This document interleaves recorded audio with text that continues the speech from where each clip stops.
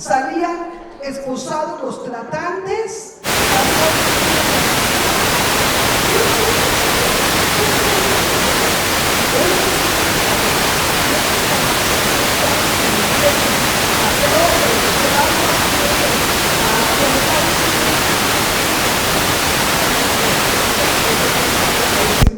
Ay, Rosy, qué pena me va a dar decirte esto, pero mira, yo la verdad sí pensaba así. Y yo me recuerdo, fíjate lo que me dijo mi amigo, yo recuerdo cuando tenía 12 o 13 años, que pensaba en mi compañera de la secundaria, con ese amor de la adolescencia, como la doncella, que yo iba a llegar en mi corcel a rescatarla, a subirla al corcel, a llevarla a un palacio, subirla a la torre más alta, y ahí, juntos para siempre, vivimos como en los cuentos. Y cuando mi tío, en este caso fue su tío, me dice, cuando mi tío me llevó con una chica y la compró, todo ese cuento, toda esa manera de ver a la mujer tan sublime, se me hizo pedazos. Y empecé a verla a la mujer como un objeto, como alguien a quien usas, como que las mujeres se venden, como que las mujeres quieren, y toda la situación se distorsionó en mi mente. Rosy, hoy, cuando oigo una víctima de trata, no sabes la vergüenza que siento, porque un día pensé que eso era normal. Y sabes, eso lo han pensado muchos hombres. En México, a partir de esta ley, el cliente va a la cárcel de 2 a 40 años. El cliente hoy es considerado un criminal en México. Y vamos a enseñar a la futura generación a que los niños y las niñas de México, de Puebla, se respetan y que el ser humano en Puebla no está a la venta.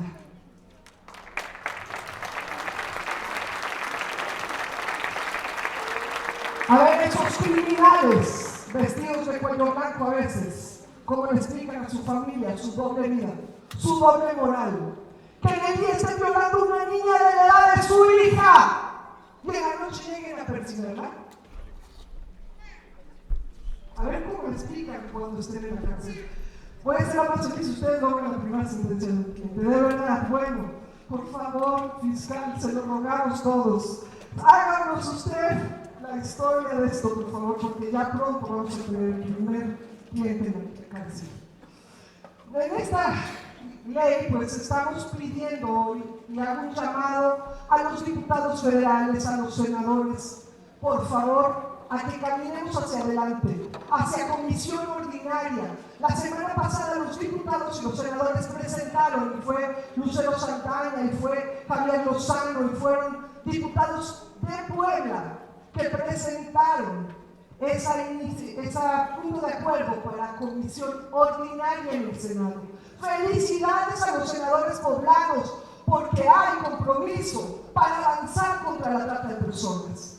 Si logramos una comisión ordinaria, va a haber recursos, vamos a tener mucho más avance y vamos a demostrar en esta 62 legislatura que hay verdadero interés. También le pedimos a los diputados federales que etiqueten recursos para trata, que haya para Puebla muchos recursos para que este sea el primero de muchos albergues que se abran en cada municipio y Puebla pueda tener una atención extraordinaria hacia las víctimas.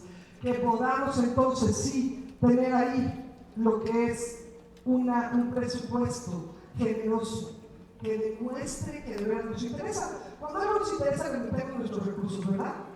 Si no, es puro cuento. La ley general sin recursos es letra muerta. Lo van a demostrar ahora los de la 62 legislatura. Por último, pues seamos sensibles a las necesidades de nuestro Puebla.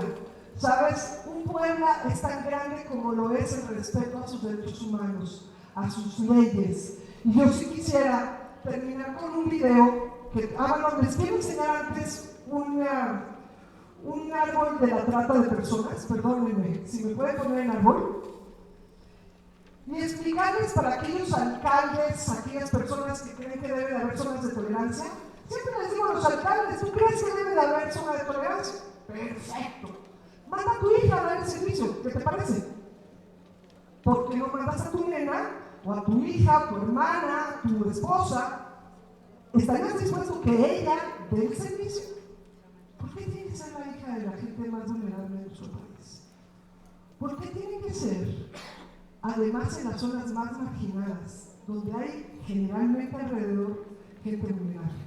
Bueno, señor alcalde, póngalo afuera de su casa. La zona de tolerancia, póngala ahí donde sale y entra su hijita todos los días a la escuela, para que todos los días vea esa zona de tolerancia. Bueno, déjenme decirles, la trata de personas, ¿por qué se debe de combatir? Porque uno de los estudios más importantes que ha hecho la CNDH con CELLAS, con Mario Luis Fuentes, es lo que es el diagnóstico de las condiciones de vulnerabilidad. Y ahí vemos que es bajo nivel educativo, pobreza, desintegración familiar, impunidad, corrupción, adicciones, violencia, desempleo, inseguridad. Todo eso es lo que es la vulnerabilidad en muchos lugares donde permiten este asunto de la trata. Por ejemplo, Monterrey. Monterrey es uno de los lugares más seguros, ¿se acuerdan? Los que son de mi edad recuerdan que nos daba una envidia los de Monterrey porque traíamos muchos problemas en el DF. Y yo iba a Monterrey y decía, qué bárbaro, qué padre vivir en Monterrey. Dejan el coche abierto, la puerta de la casa, toda la gente vivía tranquila. ¿Y saben? Y me lo dijeron las autoridades que lo permitieron. Me dijeron, diputada, permitimos que crecieran los filos negros porque no teníamos playas y pensamos que esto iba a ser un atractivo turístico. Bueno, quiero decirles, donde crece la trata de personas, para empezar, esta niña Claudia de aquí, de Puebla, a los 16 años ya entrenaba una de 14, por órdenes del padrón. A los 16 años, ella la vigilaba para que no escapara. Y ella ya le pedían que se fijara en otras para engancharlas. Una chica que no estamos rescatando aquí en la calle 14 se convierte pronto en una victimaria. Y la cadena de crecimiento es tan fuerte que la ONU dice, que yo en el libro del Cielo al Infierno en un día escribí que era el tercer negocio de la delincuencia, y que la ONU dice que es el segundo negocio de la delincuencia, y que va tan fuerte el crecimiento que apunta a ser el primer lugar de la delincuencia. ¿No sentirías una vergüenza enorme que en México la venta de seres humanos fuera el primer negocio de la delincuencia?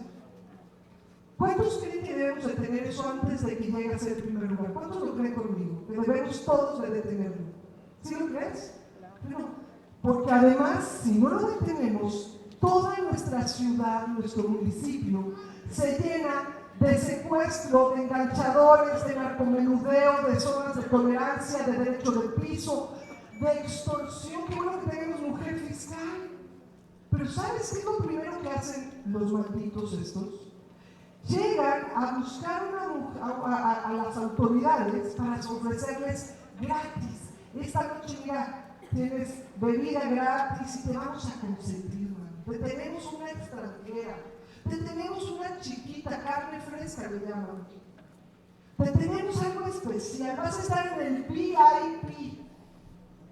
Y en el VIP, las víctimas lo dicen, no yo, lo que te sacan es fotos y videos.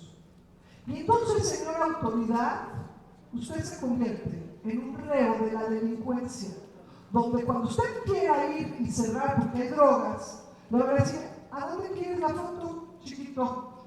¿En el periódico, en la primera plana, o la quieres? Se la pasa a Televisa, a Televisión Azteca, a Milenio.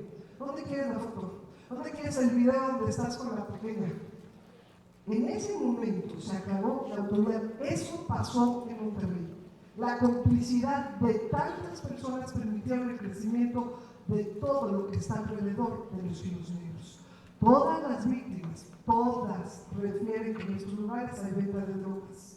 Donde estas niñas estuvieron en Santiago, Cosa Puebla, en los 4 bares había venta de drogas y había un militar involucrado en ello.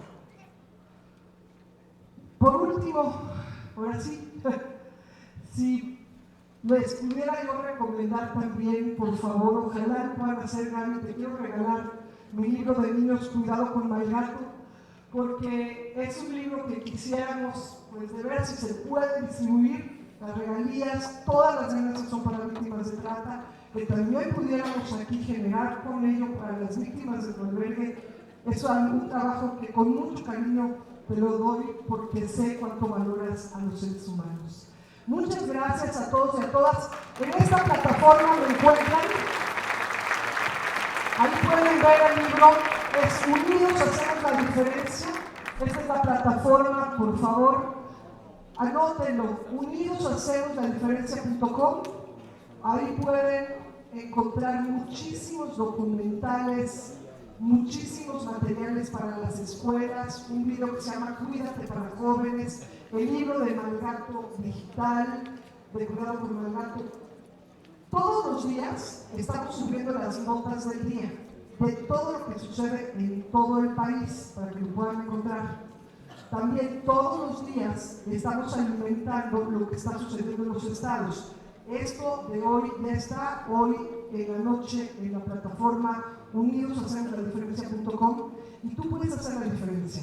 Tú puedes unirte a una lucha, y aquí hay muchos jóvenes. Yo quiero pedirles a los jóvenes que le pasen estos videos a sus compañeros y compañeras. ¿Cuántos jóvenes se comprometen a pasarle esta información a un compañero? Levanta tu mano.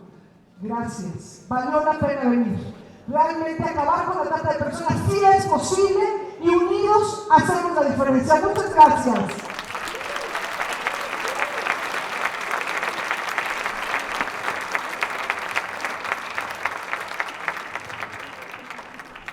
En este momento pedimos a nuestros panelistas, a la licenciada Marisol Pérez, al doctor Rodolfo Casillas, al doctor Sadot Sánchez y a nuestra moderadora Ivette Navarro, coordinadora de Centros Comunitarios de Voluntariado de la Secretaría General de Gobierno, hagan acto de presencia en el escenario para dar inicio con nuestro tercer panel titulado Procuración de Justicia y Políticas Públicas.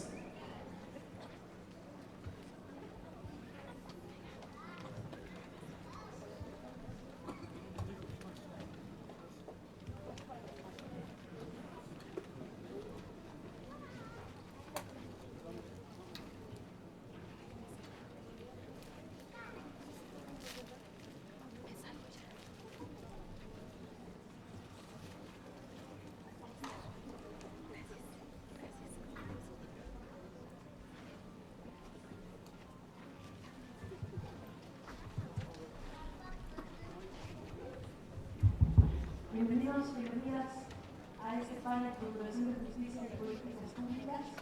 Tenemos el gusto de que nos acompañe el profesor Pérez Díaz del programa de trata de la Universidad Iberoamericana Puebla, Rodolfo Casillas, profesor investigador de la Facultad Latinoamericana de Ciencias Sociales, y Sadot Sánchez Carreño, exdirector del programa contra la trata de personas de la Comisión Nacional de Derechos Humanos. Entonces ya hemos acordado un orden de presentación. Primero las damas, inicias tú, tendré el gusto de presentarte y conforme vaya presentando a los ponentes, iré leyendo una breve síntesis curricular. Muchas gracias. Marisol, ¿tienes su presentación?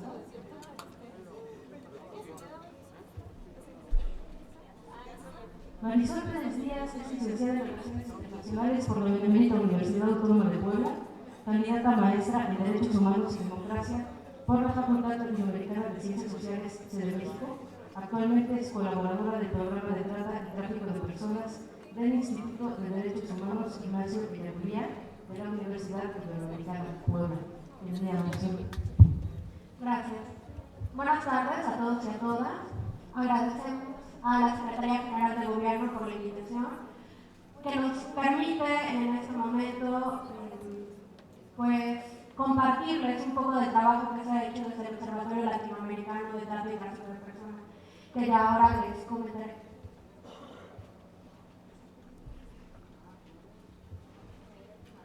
Quiero empezar presentando estas dos ideas. La primera, que a nivel mundial la trata de personas desde hace aproximadamente 3 años ya es el segundo segundo crimen de mayor lucro. Y ahora quiero aterrizar un poco más a lo que pasa en América Latina. Según los datos de la Oficina de Naciones Unidas contra la Droga y el Delito, actualmente hay alrededor de más de 700.000 personas que están afectadas por la trata. También otra cosa característica de América Latina es que socialmente es poco difundido y en muchos casos es legitimado. Para eso me gustaría compartirles dos ejemplos. Uno que ya fue abordado a lo largo de la mañana, que ya conocemos muy bien por estar tan cerca, que es lo que pasa en alrededor de 23 municipios de Tlaxcala, en donde desde hace varias décadas han instalado redes familiares que se especializan sobre todo en la trata de mujeres, en la explotación sexual, y dichas redes se han infiltrado en las estructuras comunitarias con la complacencia de la ciudadanía y con la omisión de las autoridades. Es decir, en muchos territorios de América Latina se está legitimando, tanto social como culturalmente, la trata de personas. Otro ejemplo característico es lo que está pasando en las Piñaras de Madre de Dios en Perú, donde muchos padres, por las condiciones socioeconómicas tan adversas que se encuentran, tienen que vender a sus hijos en cuanto a la explotación, ya sea laboral o la explotación sexual. ¿Sigue, por favor? En América Latina tenemos otra cosa, las causas de la invisibilización, ¿no? Uno es lo que les comentaba, la legitimación social y cultural en algunos de los estados, la complacencia de muchos de los ciudadanos, la omisión de las autoridades y también los sistemas de procuración y administración de justicia deficientes, corruptos y en muchos casos obsoletos. También tenemos la poca cultura de la denuncia. Sin embargo, tenemos también cosas positivas. En la última década se ha intentado, sobre todo en América Latina, un movimiento de tratar de visibilizar el fenómeno. Y en esto se inscribe lo que es el Observatorio Latinoamericano. ¿La sigue, por favor? Bueno, el Observatorio Latinoamericano es la suma del diálogo entre diversos actores y la articulación de los esfuerzos, lo que nos da como resultado el observatorio. ¿La sigue, por favor? ¿Qué es el observatorio? El observa la trata, como lo llamamos quienes estamos dentro, es una instancia de participación abierta y plural de múltiples actores que observan el fenómeno de la trata y el tráfico de personas desde una perspectiva de derechos humanos, de movilidad humana, de género y de acceso a la justicia. Su objetivo está conformado por universidades, académicos, organizaciones civiles y instancias gubernamentales de 16 países de América Latina. El objetivo general es construir espacios de investigación, encuentro y diálogo sobre la realidad latinoamericana sobre trata y tráfico de personas entre organismos de la sociedad civil y académicos de universidades en interlocución con las instituciones gubernamentales. Los objetivos específicos, entre ellos tenemos la articulación entre los distintos actores, que pueden ser sociales, gubernamentales o de la sociedad civil, la incidencia en políticas públicas, legislación, procuración de justicia y finalmente construir también, vamos encaminados allá, una plataforma de un sistema de indicadores. Digo que vamos encaminados hacia allá porque ahorita les voy a comentar, el observatorio tiene muy poco tiempo de haberse instaurado, entonces como ustedes saben, es un proceso largo porque se tienen que combinar muchísimos factores. La que sigue, por favor. La estructura organizativa del observatorio está adecuada de la siguiente manera. Una presidencia, la que actualmente está a cargo del Instituto de Derechos Humanos Ignacio Ellacuría de la Universidad Iberoamericana, el cual se encarga generalmente de invitar a los miembros a unirse a foros, a reuniones virtuales, a sacar iniciativas para poder desarrollar los trabajos del observatorio. La siguiente estructura es el Comité Latinoamericano, Entre ellos, está conformado por representantes de redes latinoamericanas o regionales que trabajan el tema de trata y tráfico de personas. Entre ellos destacan la Red Nacional de Organizaciones para Migrantes, la Plataforma Interamericana de Derechos Humanos, Democracia y Desarrollo, la Coalición contra la Trata de Mujeres y Niñas de América Latina y el Caribe y EFAC Latinoamérica. También está conformado por los grupos de promotores de los capítulos nacionales. La siguiente estructura son los capítulos o observatorios nacionales. Lo que se pretende desde el observatorio es abrir un capítulo nacional de cada uno de los Estados miembros. Como les comenté al principio, el observatorio en este momento está conformado por 16 estados de América Latina. Entonces lo que se pretende y se busca es que al final de este movimiento se pueda conformar un observatorio en cada uno de los estados. Y el último es el comité organizador del Congreso.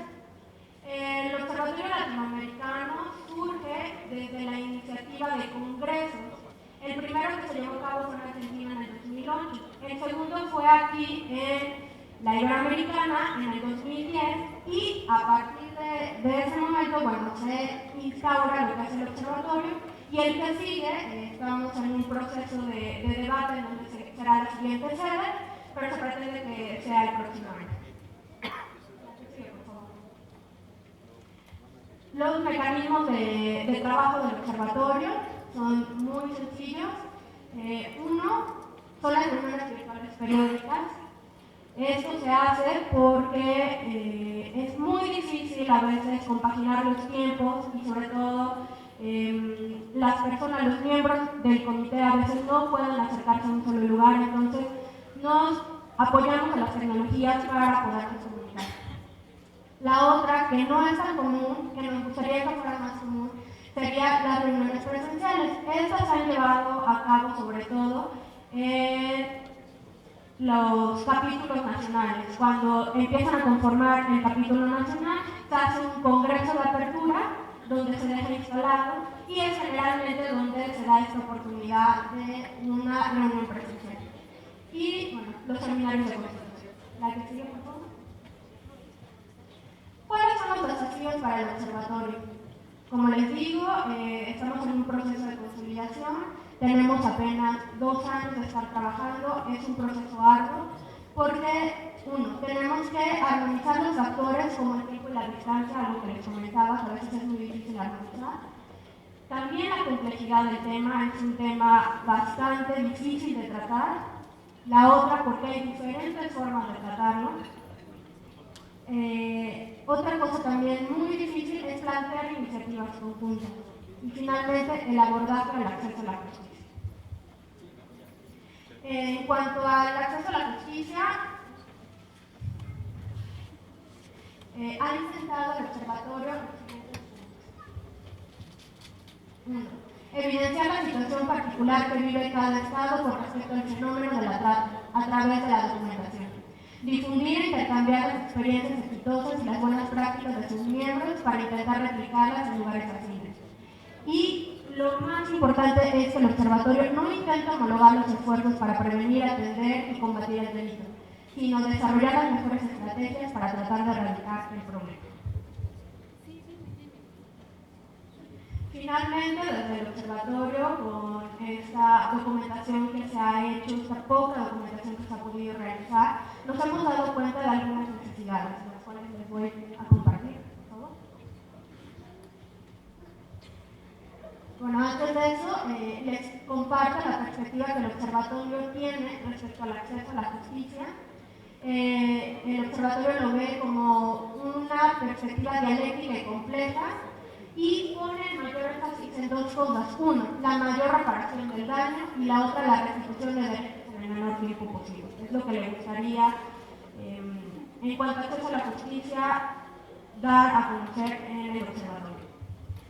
Y ahora sí, finalmente, las necesidades que hemos visto en cuanto a acceso a la justicia son que las instituciones del Estado pongan a disposición de las víctimas las condiciones necesarias para que ejerzan sus derechos, exigir a los estados mayores garantías de debido proceso, verificar que los códigos procesales contemplen las garantías del debido proceso estudiar de mejor manera las diversas situaciones que viven las personas y cotejarlas en el encuadre penal general para poder determinar cuál es el proceso más pronto y expedito para el acceso a la justicia. Finalmente, difundir un tratamiento desde la óptica de los derechos humanos. Finalmente, nada más me gustaría compartirle que es evidente que aún queda un largo camino por recorrer. Desde el Observa la Trata, aún quedan muchos temas que discutir y analizar. Sin embargo, se espera que los estudios que surjan desde sean insumos para todo tipo de investigación y procedimientos orientados a la reparación del daño y a la restitución de los derechos. Muchas gracias.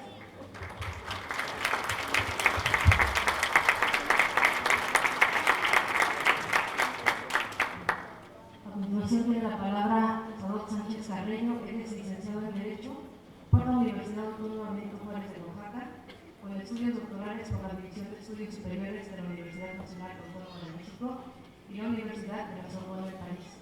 Cuenta con una especialización en Administración Pública por el Instituto Internacional de Administración Pública de París. Entre los cargos públicos que ha desempeñado destacan ser director general del Programa contra la Trata de Personas de la Comisión Nacional de los Derechos Humanos, Procurador General de Justicia del Estado de Oaxaca, legislador federal y local, y fungió como presidente de la Comisión de Derechos Humanos del Senado de la República en el periodo 2000-2006. Bienvenido, doctor. Adelante.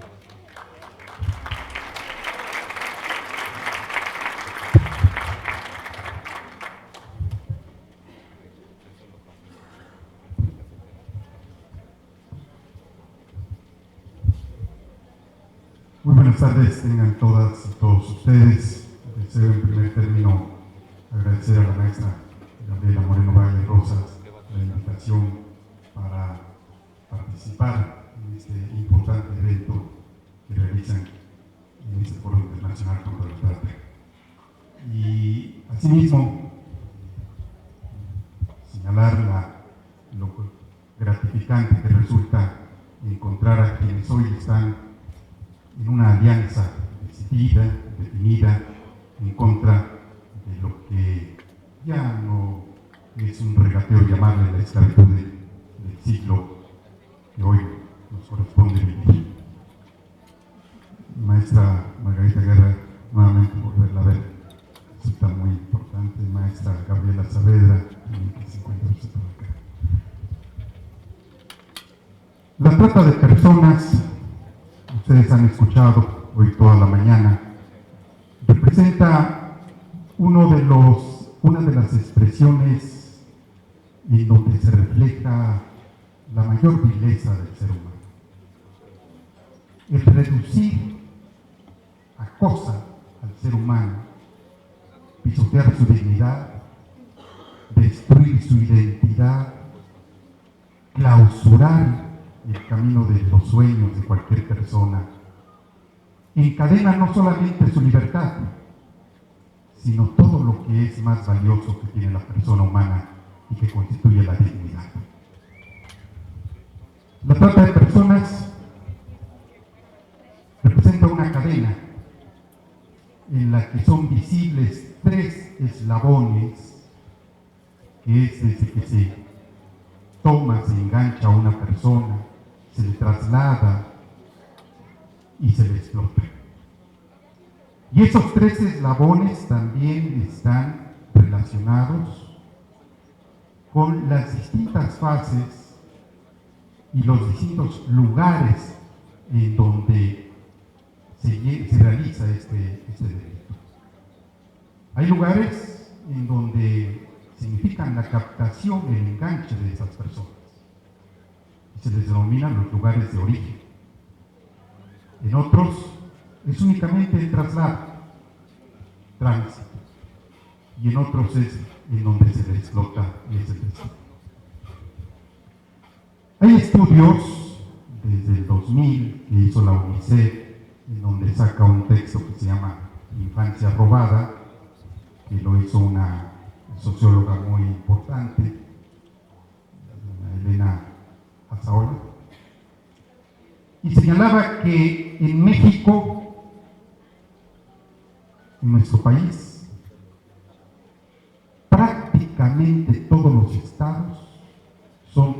de origen, o de tránsito, o de destino. Hay incluso un corredor actualmente que se denomina las 3T, que va desde Tapachula, Tlaxcala y termina en Tijuana. Pero independientemente de este corredor, hay una investigación que ha hecho ABA, la Asociación de Abogados, iniciada por la Agencia de Estados Unidos, en donde señala la existencia de 47 redes que están únicamente dedicadas a este comercio de seres humanos. En los estudios que se han hecho en la frontera norte, se describe que solamente en Tijuana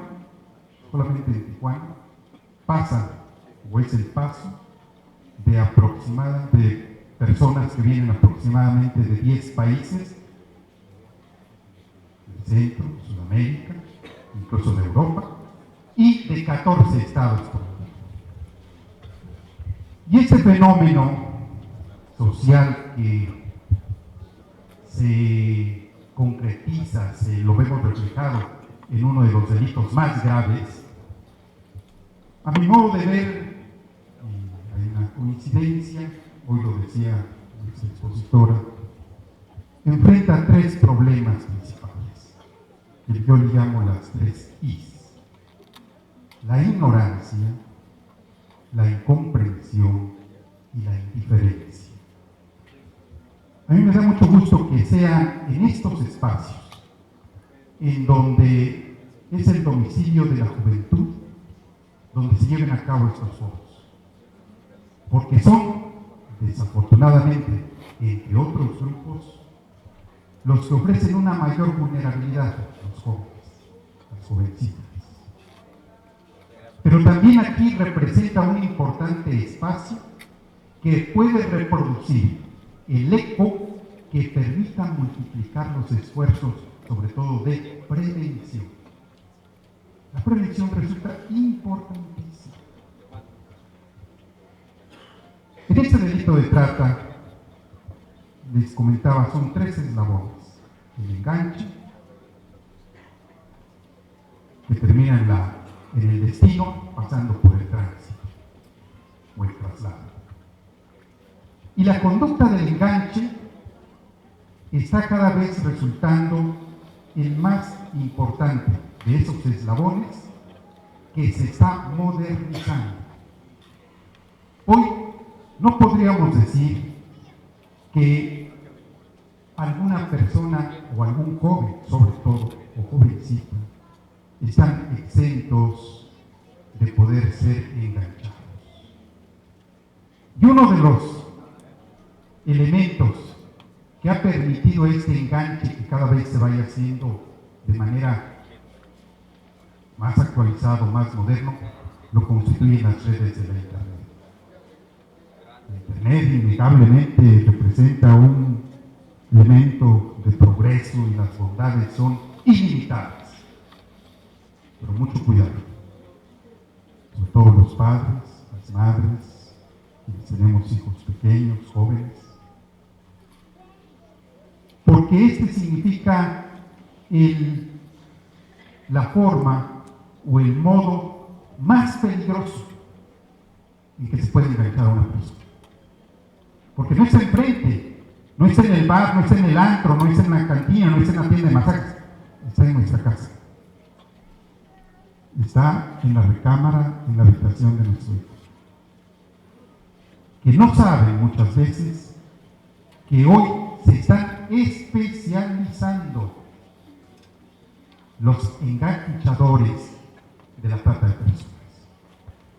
Nos comentaban compañeros de la Policía Cibernética de la Secretaría de Seguridad Pública que a un enganchador, que a un cibernauta que está especializado en trata de personas, no tiene más de 10 minutos para tener, como dicen ellos, puesto a un niño. Es decir, que un niño va a ser capaz de tomarse fotografías, que va a estar convencido de ir a un centro comercial donde le van a ofrecer la nueva versión del iPhone 5S. Ya no el 5, Y ante esta situación, la indefensión en la que se encuentran los niños resulta muy delicada. Precisamente en el diagnóstico que se refería a Rocío Orozco, que hizo Seigas, se mencionaban también algunos datos que hizo la Secretaría de Educación Pública y que revelaban uno de los factores que conduce a exponer a los niños y a los jóvenes a esa situación del enganche y de la captación: la incomunicación familiar. Solamente 1 de cada 3 niños, en esa encuesta que hizo la Secretaría de Educación Pública, revelaba que tenía buena comunicación con sus padres. O sea, 2 de cada 3 niños señalaban que la tenía mal o que no la tenía. Y esto es un elemento que empuja y que impulsa y que arroja en los brazos, en las garras de esas bandas a los niños y a los jóvenes. Hoy les señalo porque uno de los factores, entre otros, de los muchos factores, entre ellos la migración indocumentada, de la cual el maestro Rodolfo Casillas es un experto y nos ha ayudado mucho a comprender en México este fenómeno, la exclusión social, la desigualdad, la pobreza, la incomunicación, la violencia estructural, a la que se referían en estos patrones y tradiciones culturales, donde de alguna forma invisibilizan, como decía usted, ese fenómeno o esta expresión del delito. Pero la desintegración familiar se encuentra presente en todos. Y esto propicia en que el grado de vulnerabilidad, sobre todo de niños, de jóvenes, sea mucho mayor. No hablemos ya de otros factores de educación, de cultura, y en donde los que se encuentran a una exposición mayor son las comunidades, sobre todo las comunidades indígenas, o las comunidades que no tienen el acceso y la oportunidad de tener un nivel de información como el que puede ocurrir en los centros urbanos. Entonces, les comentaba, la primera ahí es la ignorancia. Debemos de saber que estos son los espacios en donde permite no solamente la discusión, sino la reflexión de lo que se debe de hacer para la prevención. Porque una vez que se queda atrapado en esa cadena, es muy difícil que pueda recobrar una persona su libertad. Desafortunadamente, eso lo comentaba el director de la oficina de la ONU a nivel internacional, los recursos que se destinan al combate a la droga y al tráfico de armas tienen renglones que no son los mismos que se destinan al tráfico más cruel, más infame, que es el de los seres humanos. Y en esto hemos tenido una corresponsabilidad social. Si ustedes se preguntaran a partir de qué año se castiga la trata de personas, en primer lugar, la pregunta anterior es: ¿a partir de qué año existe la trata? ¿A partir de qué año hay esclavitud sexual y laboral? Ha habido siempre. El impulso de dominación del hombre para someter a otro está permanente. Pero a partir en México, ¿cuándo tenemos la primera legislación sobre trata de personas en ese sentido? Del comercio, de la compra que se hace de seres humanos para explotarlos sexual o laboralmente, o en algunos casos para extraer sus órganos. ¿Hace cuántos años se castiga este delito? Estamos en el 2012, y hace apenas 5 años, a nivel de México. Existía en el Código Penal un rubro que se llamaba genocidio y trata de personas. Eran 3 artículos y ninguno hablaba de la trata, hablaban del genocidio. Y a partir de 2007 es la primera reforma para castigar este delito, y el 27 de noviembre se expide la primera ley en contra de la trata de personas. 5 años en que está en el código, y lo comentaba Rosy hace un momento, pero ¿cuántas sentencias, cuántas personas están en la cárcel por vender a niños, a jóvenes, a seres humanos? ¿Cuántas? El Distrito Federal es el que lleva un mayor récord en este nivel. Y algunos estados, Puebla incluso se ha distinguido. Puebla es uno de los 4 estados que incluso mereció un reconocimiento a nivel de la Cámara de Diputados. Realmente, las herramientas que se tenían para poder castigar el delito de trata de personas prácticamente resultaban ineficientes o ineficaces. Les voy a poner un ejemplo. Lo decía Rosy hace un momento. Cuando se empezó a legislar sobre la trata, la ley general que expidió el Congreso de la Unión permitía que los estados también pudiesen legislar. Y los estados empezaron a legislar haciéndolo de 2 formas. Una, poniendo el delito en un código, y otra, haciendo una ley especial. Hoy todos los estados tienen el delito de trata de personas. Sin embargo, hay estados, como el caso de Coahuila, que castigan solamente 4 conductas de trata. 4 conductas de trata. Ya. Eso también es trata, ¿eh? Digo, el trata. Pero hay estados como Nayarit, que castiga 19 conductas como la trata. Se acaba de expedir la ley general. Y esa ley lo que dice es: todos los estados van a tener el mismo tipo. Todos los estados van a tener las mismas penas. Ya no va a haber una diferencia para que cada estado legisle y haga su propio tipo. En este momento, por ejemplo, la ley general castiga a quien capta, a quien engancha, a quien transporta, a quien transfiere, a quien retiene, a quien entregue, a quien reciba o aloje a una persona para comercializar con ella. 8 verbos. En la ley de Puebla, la ley que está vigente desde el 3 de diciembre de hace 2 años, se castiga al que concita, al que induzca, al que procure, al que promueva, al que facilite, al que reclute, al que solicite, al que mantenga, capte, ofrezca, traslade, transporte, entrega y reciba. 14 verbos.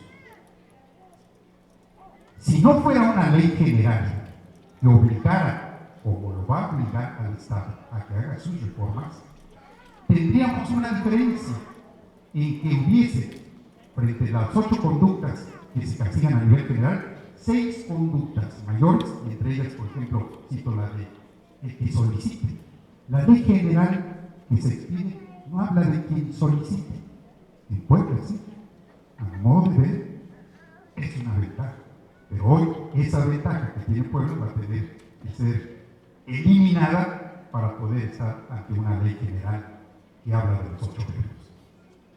Yo en lo personal, quiero decir que yo en el Senado fui uno de los promotores de la primera ley de trata y tuvimos que cambiar muchos aspectos, pero un verbo que es necesario que se mantenga es el de solicite, porque precisamente están castigando al cliente, pero si no se castiga también al que solicite.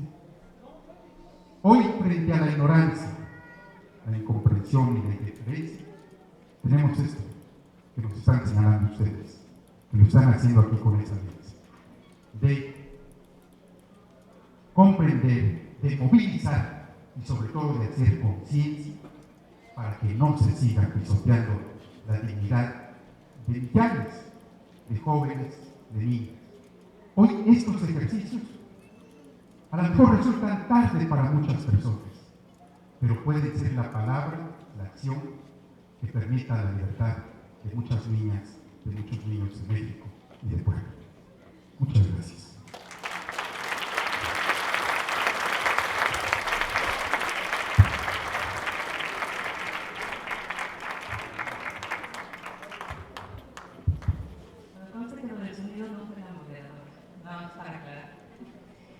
A continuación, tiene la palabra Rodolfo Casillas. Él es profesor e investigador de la Facultad Latinoamericana de Ciencias Sociales desde enero de 1991. Ha sido consultor de distintas agencias internacionales, entre ellas la Organización Internacional para las Migraciones, para la realización de los diagnósticos sobre la trata de personas en las ciudades de Tapachula, Chiapas y Distrito Federal, así como ONU Mujeres, ACNUR, PNUD, y de UNODC para el estudio sobre el tráfico de migrantes centroamericanos en México y el crimen organizado. Es miembro ad honorem para efectos consultivos de la Comisión Intersecretarial para prevenir, combatir y sancionar los delitos en materia de trata de personas, así como miembro del Consejo Consultivo del Instituto Nacional de Migración. Bienvenido, Rodolfo.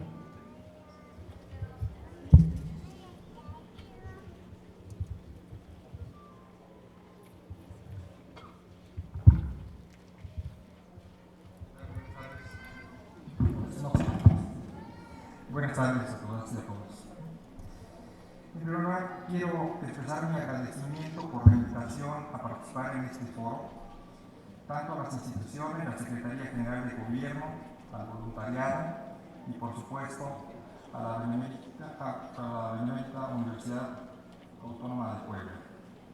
Es muy grato compartir mesa con Marisol Pérez de la Universidad Iberoamericana en un esfuerzo en este observatorio latinoamericano que es muy importante para que no nos quedemos en visiones cortas, sino veamos los procesos amplios que ocurren en América Latina. Y por supuesto con mi amigo Sadot Sánchez, que modestamente él mencionó haber participado como senador hace algunos ayeres en la presentación de una iniciativa en el Senado para que ahí iniciáramos el proceso jurídico de lo que hoy llamamos y tenemos una ley sobre trata de personas. Sadot fue una pieza fundamental desde el Senado en aquel entonces para que esa discusión en los ámbitos legislativos se iniciara en el país y hoy vemos algunos frutos de esa semilla plantada. Yo quisiera referirme en esta ocasión a algunos aspectos quizás diferentes pero también complementarios de lo que es la trata. Voy a intentar hacer un balance de qué es lo que conocemos, en dónde estamos, para poder justificar lo que sí podemos y hemos hecho y poder señalar lo que nos hace falta por realizar. Voy a recordar algunos elementos rápidamente de lo ya dicho por los colegas.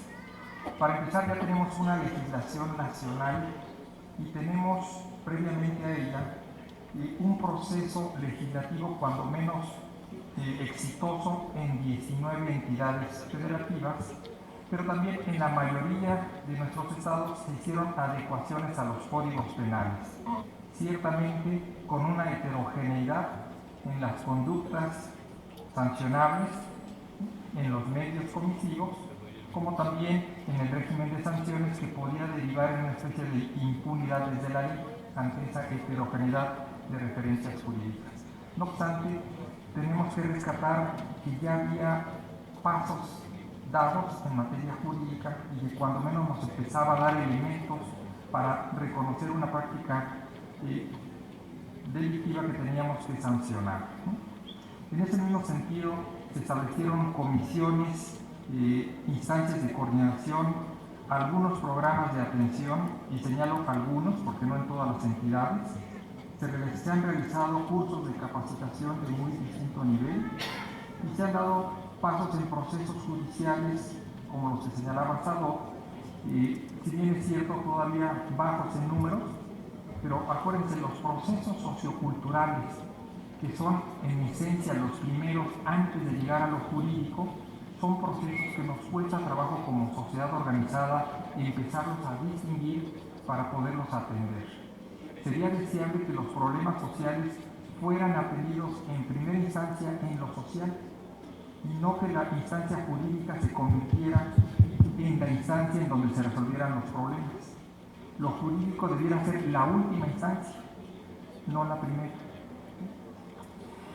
Sin embargo, uno se puede preguntar, ¿no?, también ante la emergencia de distintos modelos de atención a víctimas, ¿cómo podemos valorar lo logrado? Así sea que los avances sean parciales, incompletos y desiguales. Yo creo que aquí es muy importante que volteemos a ver el mundo, por dónde anda el mundo. Yo hice una pequeña... No me acercaba el micrófono para despertar a los que ya había dormido, pero por sugerencia de la mesa los voy a despertar. Hice un pequeño recuento de qué ha hecho Europa, Asia y África, ¿no?, para tener un espejo internacional y ver la experiencia mexicana, ¿no? Consultamos con un equipo de cerca de 600 fuentes en varios idiomas y yo les puedo decir de una manera un poquito apretada que también otro referente tiene que ser la experiencia mexicana. Por ejemplo, a la luz de la experiencia internacional, la experiencia mexicana puede ubicarse entre la que más producción académica ha generado en los últimos 5 o 6 años. Hemos ido desarrollando un conocimiento más específico, ¿no?, en donde se han detectado con mayor precisión y más a partir de productos recientes la existencia y papel de más actores sociales involucrados en la trata de personas.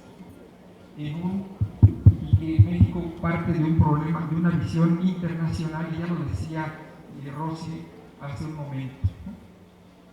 Para hablar de la trata de personas, al menos en materia sexual, nosotros tenemos que considerar la existencia de 3 columnas que, sin tener presente la existencia de las 3, la interacción de las 3, estamos viendo un problema de manera sesgado o limitada. Uno es la víctima, otro es el victimario, y ella lo mencionó aquí, y otro es el cliente, es decir, el demandante de servicios. Si nosotros no analizamos este proceso social y jurídico y cultural, tomando en cuenta esos 3 elementos centrales, estamos haciendo un análisis incompleto. Cualquier trabajo social que se proponga el voluntariado o las instancias jurídicas tendrá que considerar esos 3 elementos, aunque los elementos de juicio de que disponga en un momento inicial sean parciales. Hay que buscar, con las ayudas de las áreas de investigación, de inteligencia, complementar esa visión. Entonces, en México ya empezamos a producir conocimiento académico, empezamos a señalar diferenciaciones regionales, culturales, que nos van a permitir adecuar con la carnita mexicana de cada una de nuestras regiones las características específicas de los procesos que enfrentamos, y eso no es cualquier cosa. Eso es un elemento importante que para el diseño y aplicación de política pública, para el diseño de programas gubernamentales y sobre todo para la impartición de justicia, son elementos fundamentales. En ese sentido, también empezamos a elaborar tipologías de víctimas de trata. En términos generales, en muchos países se habla de un modelo de víctima. En México empezamos a hablar en términos plurales. No hay un solo modelo de víctima, ni por estrato social, ni por ubicación regional, ni por las maneras en cómo se les engancha o se les incrusta en los mercados del sexo. Por eso hablamos de pluralidad de modelos de víctimas. Y en consecuencia también tenemos que hablar de una pluralidad de modelos de victimarios. No hay un solo modelo. Aquí hay un municipio que ha sido señalado reiteradamente en Puebla como un lugar donde se generan o se producen victimarios. Pero yo les diría, esa entidad solo produce eso, no tiene, es decir, toda la actividad social de ese municipio solo es eso. ¿dónde están las caras buenas de ese municipio? Tenemos que rescatarlas porque desde la sociedad, desde esa sociedad específica, tenemos que generar las respuestas sociales para que con esa misma sociedad empezar a encauzar los rumbos que no nos gusten o que sean equívocos. Pero también Puebla, que es un estado no muy grande, como pudiera ser, no sé, Chihuahua, por poner un ejemplo extremo, ¿no? Tiene sus diferencias regionales. Tenemos que diseñar un modelo poblano que responda a las diferencias regionales, culturales, sociales y económicas de Puebla. Y así en el país tendríamos que hacer lo mismo. Bueno, ya empezamos a hacer, de quienes nos dedicamos a la academia, ya empezamos a dar algunos pasos en ese sentido. También se empiezan a hacer unas primeras reflexiones que hasta ahora han sido prácticamente inexistentes sobre la caracterización de tanto de los victimarios como de los clientes.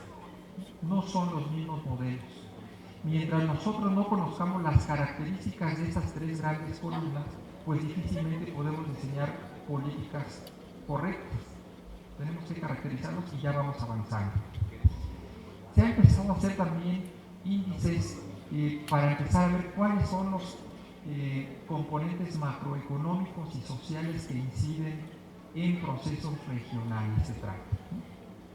Se ha hecho hincapié, y este es un aporte, pero también es una limitante, nos hemos fijado mucho en los sectores económicamente más vulnerables, sí, pero no son los únicos. Hay sectores medios y altos que tienen una vulnerabilidad social distinta que no está ligada a la economía, está ligada a otro tipo de circunstancias sociales que hacen que gente de sectores medios y altos sean vulnerables.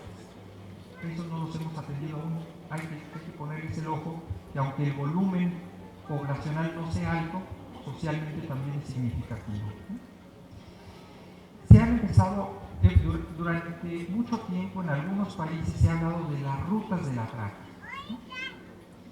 En México también hemos empezado a avanzar en eso, pero yo soy de los que señalo que más que fijarnos en las rutas, hay que fijarnos en los mercados de la trata. ¿Por qué? Porque cuando empezamos a ver los movimientos poblacionales por lo regular van a usar tres tipos de vías que los usamos cualquiera de nosotros: las carreteras o el tren de carga,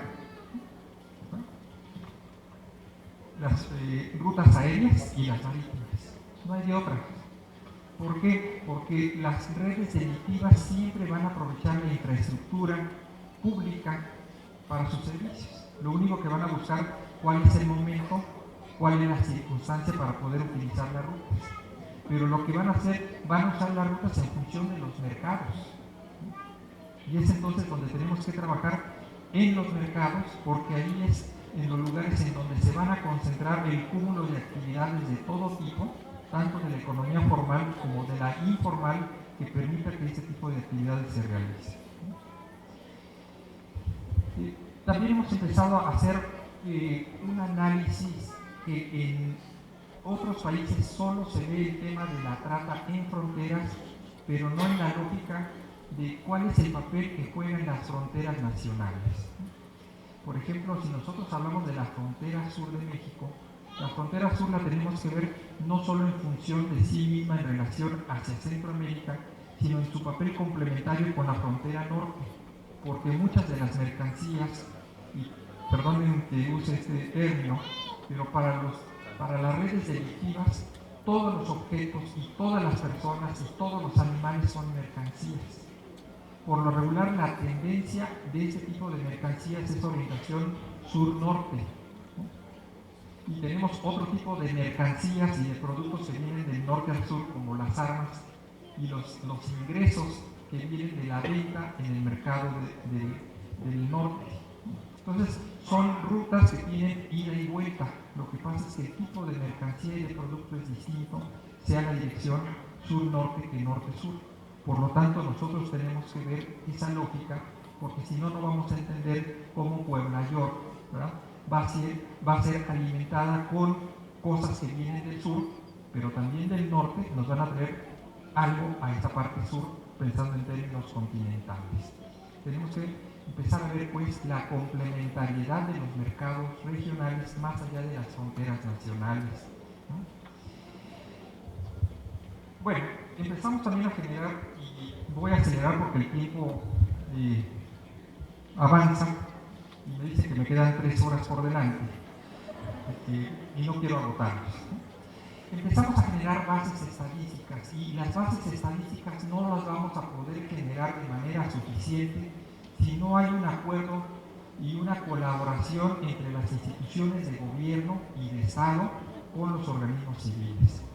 Las instituciones de Estado y de gobierno son las únicas que cuentan con presupuestos amplios y constantes, ¿no?, que los organismos civiles, por más voluntad y conocimiento académico que tengan, no van a poder realizar. Entonces necesitamos una labor complementaria.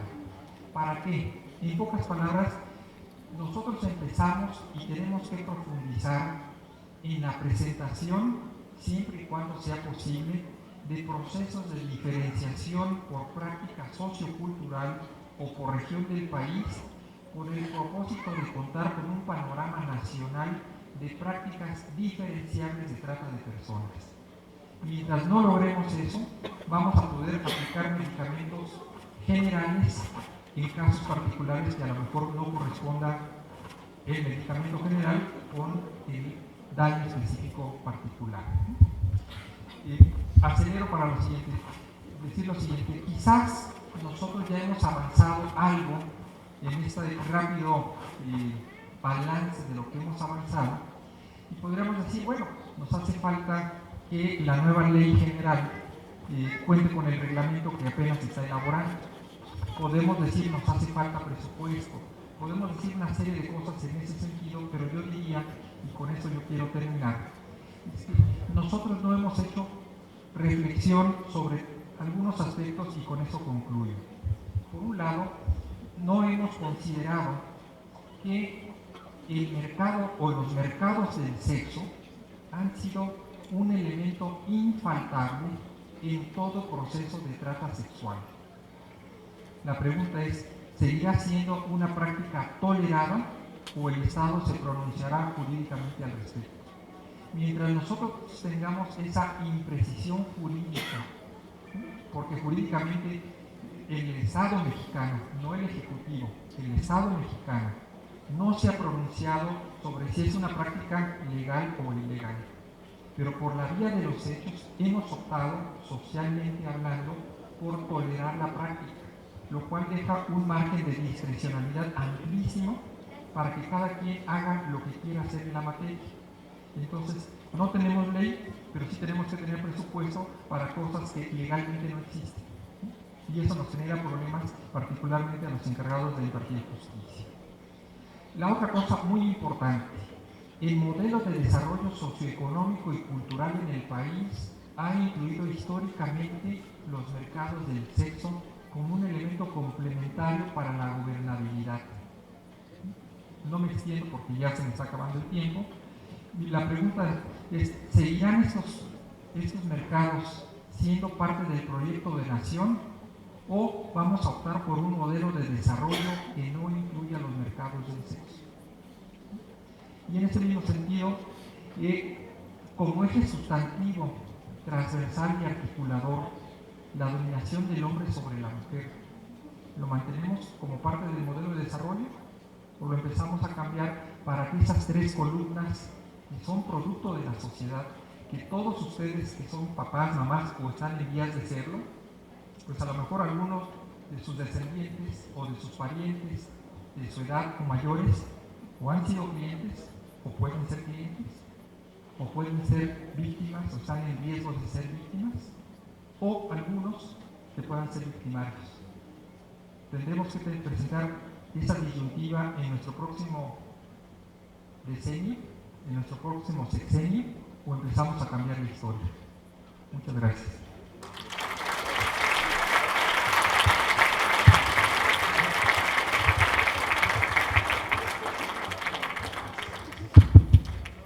Invitamos a Rosy Orozco que se incorpore, por favor, al panel para la sesión de preguntas y respuestas.